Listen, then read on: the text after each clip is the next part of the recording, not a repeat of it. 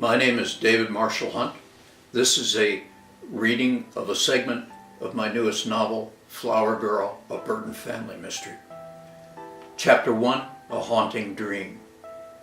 At the age of 4, a doctor and one of the nurses, both clad in white, walked into the dormitory at the orphanage where I was housed along with 3 other girls, ages 4 to 11. The place is called Parks Clinic and Home for Girls, and it is located on Jeju-do Island, a scenic, volcano-dotted island and popular wedding and honeymoon location off the southern coast of South Korea. Dr. Evil Park Sr. owns these facilities and another clinic in Seoul, and his eldest son, Evil Park Jr., assists in running them. The nurse, a matronly lady, checked each of us while Dr. Park supervised. She said, "Carrie Lee has a slight fever. I'll check back on her later." Dr. Park nodded, and the nurse made some notes to the clipboards at the end of our beds. I was feeling curious about what a slight temperature meant. The nurse said, "No need to worry, child. It's not malaria."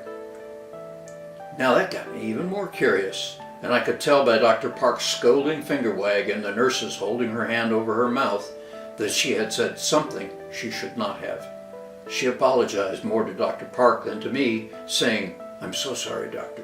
It just slipped out." Dr. Park replied, "Your mother was critically ill with malaria and pregnant with you when your father drove her to our clinic in Seoul. Your father, tragically, died in a traffic accident that day, and we were not able to save your mother. However, we were able to save you." I had heard other girls talk in secrecy of their parents, making me curious. However, this was the first thing I was ever told of my parents' fate.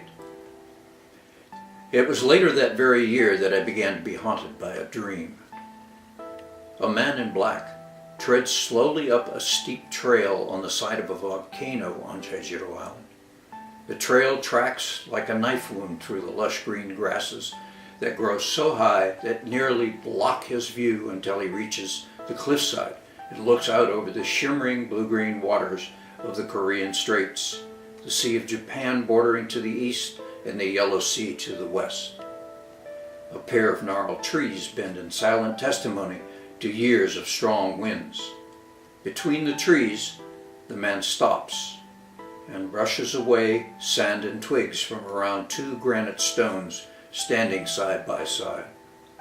The man kneels and places flowers next to the 2 stones. Tears flowing, he whispers something, but it's lost in the wind.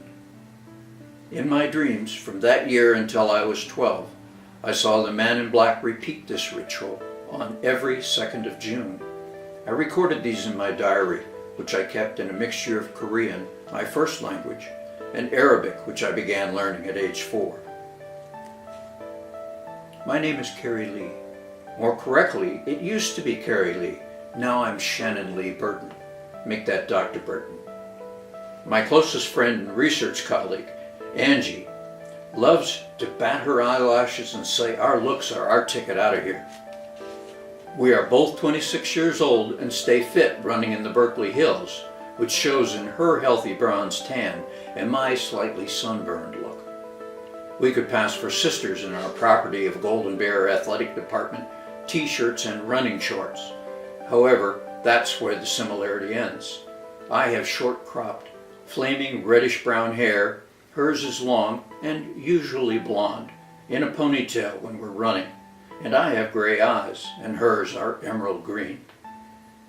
Angie and I have been best friends since the man in black dropped me off at the Bush School for Girls, a boarding school in Seattle. That was when we were both 12. Then he all but disappeared from my life for 5 years until I graduated, and he helped me move to Riverview, Illinois to attend university. Later, I migrated to UC Berkeley.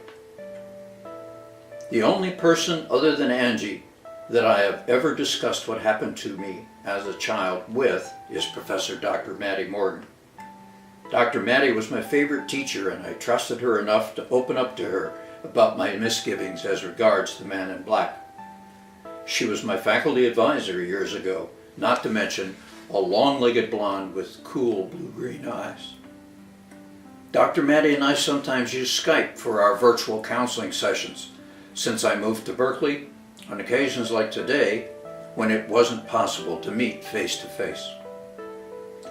A distorted face with a large nose glanced up at me, peering out over her reading glasses, like she was trying to find me in the little box on the laptop screen, as her soothing, deep voice said, "Let's pick up where we left off last session.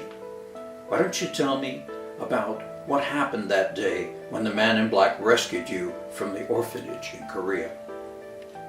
"Okay," I said. 3 days after my 12th birthday as Carrie Lee, I awoke as I always did to the sound of gongs ringing from a nearby temple. The dormitory I lived in was located in a compound at the western base of a volcanic mountain. The compound also had a hospital and a clinic run by Dr. Evil Park. From age 3 to 12, I lived and trained at the park's Home for Girls on Jeju-do Island. I learned Korean, Mandarin, and Arabic. I became adept at some martial arts, including stick fighting, which was taught at a nearby school where Dr. Park's youngest son, Sincere, who was 3 years older than me, also practiced.